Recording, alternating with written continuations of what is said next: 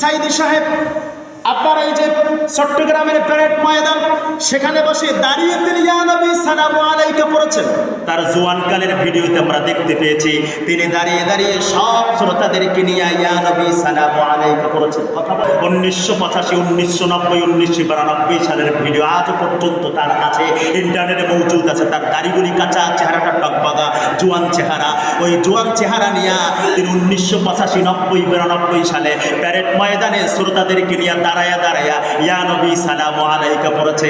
আবার 2003 সালে, এমনকি 2005 সালের ভিডিও চিত্র আবার আলাদা। তাকে যখন প্রশ্ন করা হয়েছে ইয়া নবী সালামু আলাইকা বলা জায়েজ নাকি বিদআত, তখন তিনি জবাব দিয়েছিলেন ইয়া নবী সালামু আলাইকা নামের এই বাক্য দিয়া সাহাবারা, তাবিঈনরা আল্লাহর নবীকে এইভাবে সালাম দেন নাই। অতএব এটা সুস্পষ্ট বিদআত, মানে নূতন তৈরি করা হয়েছে। আচ্ছা, কথাটা দুই রকম না? এক